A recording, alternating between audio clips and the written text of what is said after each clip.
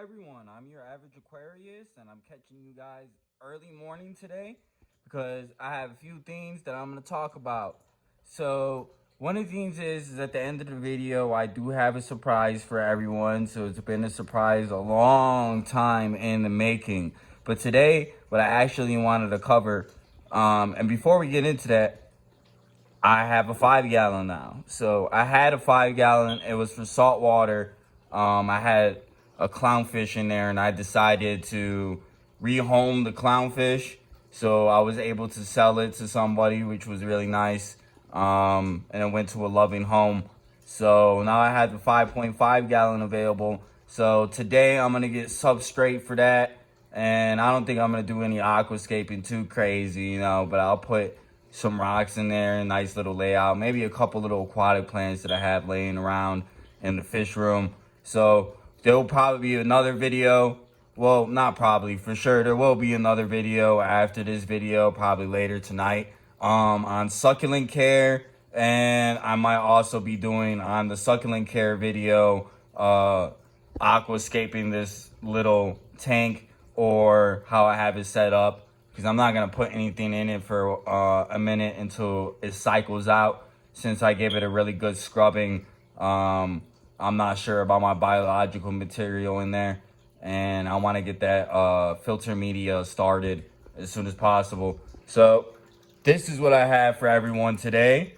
This is a 40-gallon pond, and I'm going to be showing everyone how to create a 40-gallon pond for about $50. So the insert itself is the 40-gallon pond insert. You can get it from Home Depot. You can get it on sale right now. I think I've seen it not too long ago on sale. Obviously, I don't know, that probably doesn't apply to every Home Depot, but you never know. So that's about $35 or $36 for you to get the insert. And then all I'm running is a standard aquarium filter. So I have the boxes, as you can see, so you can see the product that I'm using. And I use these 3 products for all the filtration media in my fish room. I don't use anything else except the aquarium polymer, which is that fine cotton, which is safe for aquariums. So I got the Whisper 40i, which is this filter, and it can go in the water or it can be above the water. So I have it above the water so it can give that those bubbles and get some oxygen aeration into the water. So, and I have the Biomax media in there, the bio rings.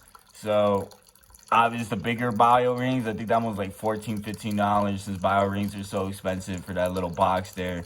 But I'm using the Fluval Biomax. You can use whatever one that suits your fancy. And then I use the Aqua Clear Fluval polishing pads. So that's how I get my water super clear. In this pond, I don't change the water at all, actually, because I live in Colorado and the state is so dry. We have like very low humidity from being up in the mountains. Like our humidity on a high end is like 20-25%, which is none at all. So this is naturally, it's an open face pond, so it naturally evaporates over time. So I just fill it up and I don't do any water changes. And the biological material, once it got started, it's enough where I don't run into any problems with my fish dying. I never really lose a fish unless that fish was sick or ill. And so those bubbles, that is not ammonia. That is, what is it called? It's a type of medication that I use in there, Melafix. I put some Melafix in there because one of my fancy goldfish, I moved them from one of the big tanks because I jinxed myself and I said something about one of my fish having diseases. Where this pretty little guy, he has like a scale that came off somehow, and I seen like a ringworm on there or something. So I don't know what's going on with that, but I know that fancy goldfish has happened to him before and he's recovered from it. Fancy goldfish are prone to getting diseases. But I wanted to get him out of the tank anyways, because I feel like the tank was not a good fit for him compared to the pond. And eventually, this little white goldfish that I have here, where is he at? Bubbles. This is Bubbles. Hey, Bubbles. You came to greet me? I love that. Bubbles he's still small. He's still small for a goldfish. But eventually he will get that size. So once he starts to get some size on him and start sizing up, I'll move him into the pond. And I don't I don't think about putting any more fish into this pond. So I have 4 red eye tetras available that I'm trying to sell right now. So other than that, the pond, yeah, I think I could add more fish, but the Shabunkin goldfish that I have here are getting really big. These are there's comets in there mixed with commons, and then that's the fantail, and then that's um what's it called? I can't even talk. Why can't I talk? A Shabunkin goldfish. So that one's like 7 inches, 6.5 inches. That's a big old boy fish. There's a lot of fish in there that are pretty large on the upper side of things. So, and then I'll go and cover some more aquarium plants as well. And then I think I wrap it up, and then I'll have a video for everyone later on.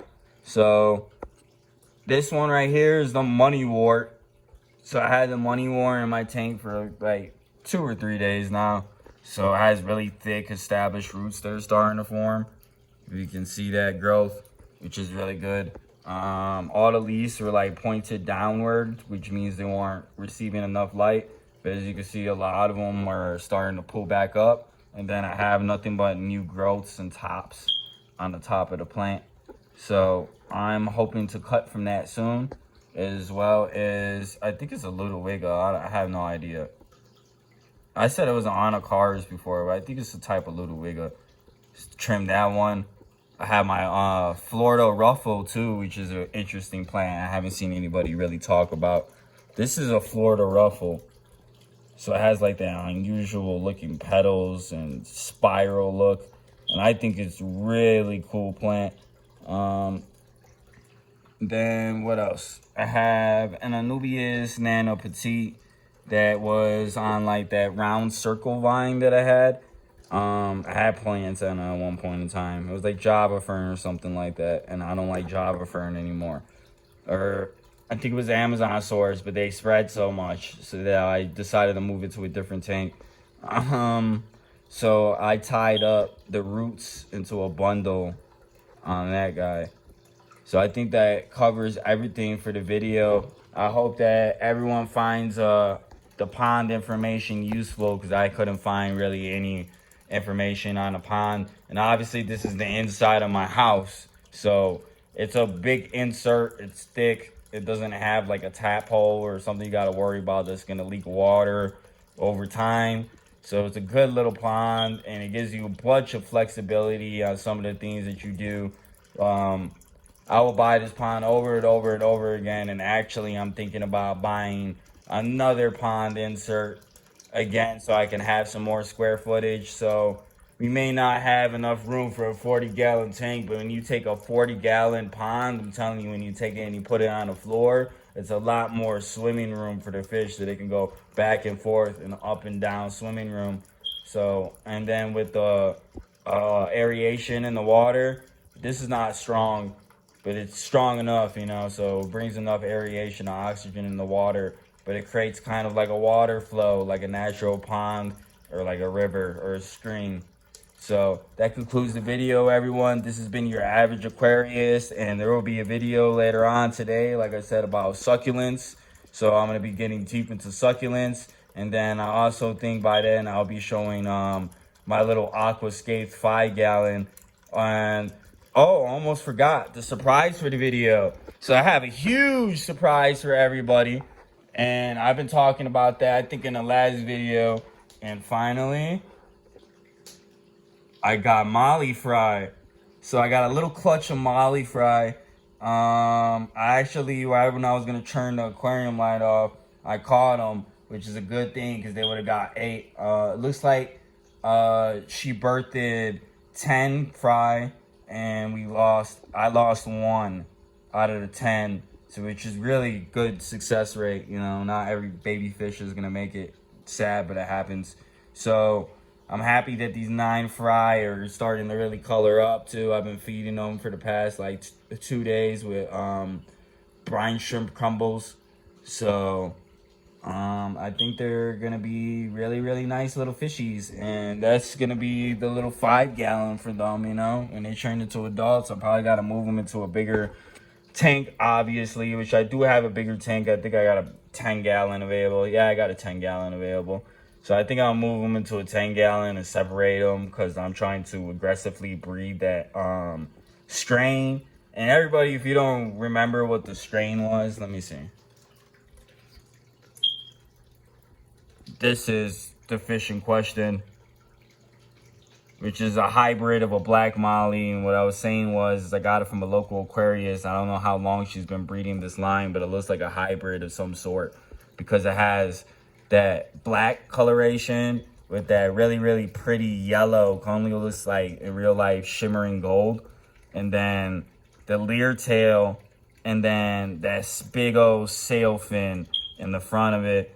That's the male. And then let's see if I can get a female. This is one of the females. This is Big Mama. Big Mama is the one who birthed the fry. So that's Big Mama. And as you can tell, these females are really pretty shape, really pretty sizes. And the males are really nice size and really colored. I don't know why I'm stuttering today.